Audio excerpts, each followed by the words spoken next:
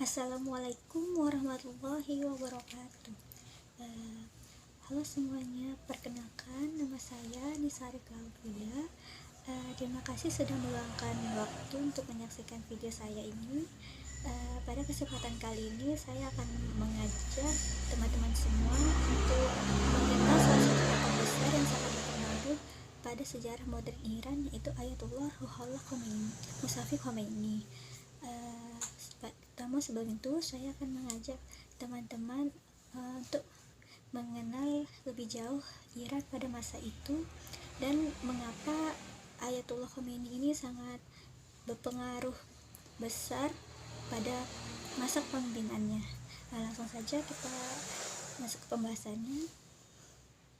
Jadi, Iran merupakan salah satu negara yang terletak di kawasan Asia Barat atau yang sering disebut dengan Timur Tengah. Negara ini berbatasan dengan Irak di sebelah barat, Turki dan Armenia di barat laut, Azerbaijan dan Turkmenistan di utara,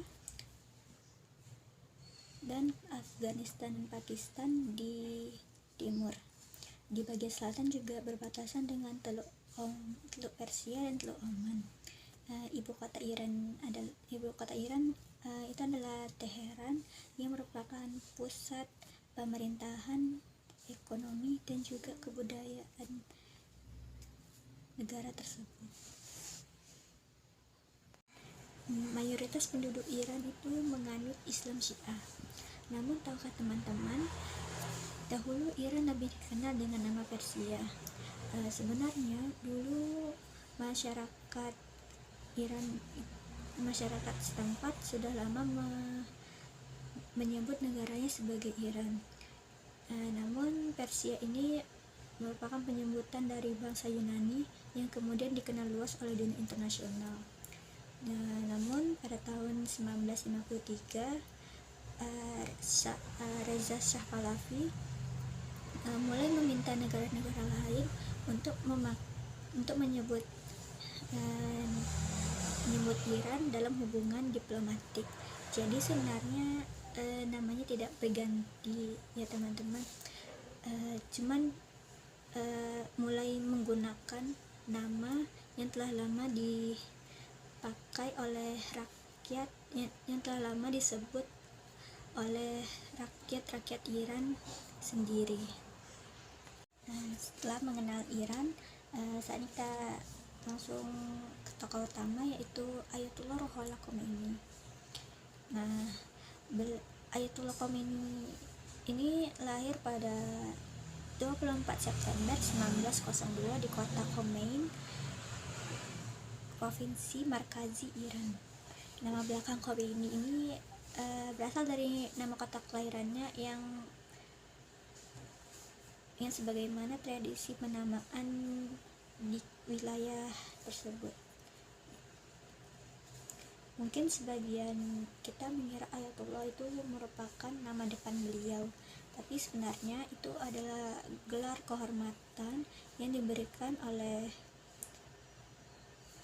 kepala ulama yang memiliki tingkat keilmuan tinggi dalam bidang hukum dan ajaran Islam. Jadi nama lengkap beliau itu adalah Ruhollah Musafi Khomeini. Sedangkan Ayatullah itu gelar kehormatannya, guys. Beliau itu berasal dari keluarga ulama dan mulai mempelajari ilmu agama sejak masih muda. Setelah menempuh pendidikan di berbagai lembaga keagamaan, Khomeini dikenal sebagai seorang guru, penulis, sekaligus ulama yang memiliki pengaruh besar di kalangan masyarakat Syiah.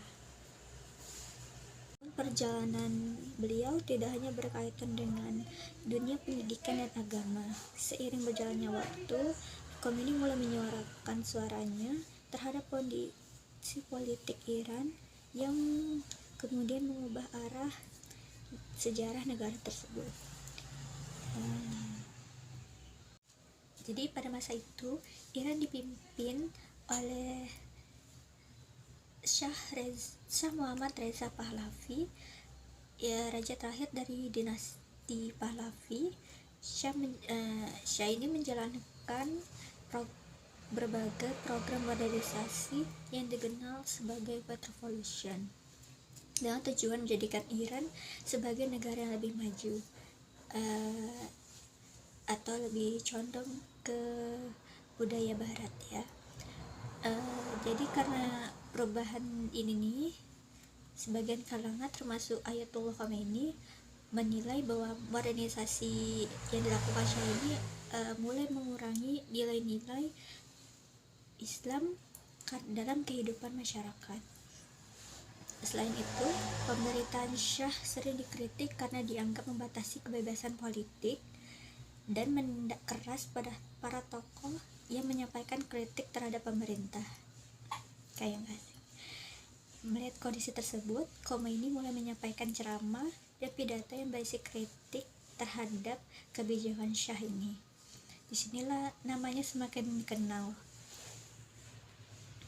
Karena kritik-kritik yang disampaikan oleh Ayat Khomeini ini membuat hubungannya dengan pemerintahan Syah semakin memburuk. Pada tahun 1964, beliau akhirnya diasingkan ke luar negeri. Namun selama masa pengasingan ini, Khomeini tinggal di Turki, kemudian berpindah ke Irak, dan akhirnya menetap di Prancis. Meskipun jauh dari tanah air, pengaruh Khomeini tidak berkurang. Beliau tetap menyuarakan suaranya dengan ceramah, dan pidatonya direkam dalam bentuk kaset, kemudian disebarkan secara diam-diam kepada masyarakat Iran. Melalui cara inilah gagasan-gagasan terus menyebar dan memperoleh dukungan dari berbagai pihak, dari berbagai kalangan, yang lama-kelamaan semakin banyak masyarakat yang menginginkan perubahan dalam sistem pemerintahan Iran. Masuki akhir tahun 1978, berbagai aksi demonstrasi dari berbagai kalangan mulai terjadi di berbagai kota di Iran, sebagai bentuk menyuarakan atas ketidakpuasan terhadap pemerintahan Syah Muhammad Reza Pahlavi. Kelompok-kelompok ini mulai dari ulama, mahasiswa, pedagang, hingga masyarakat umum.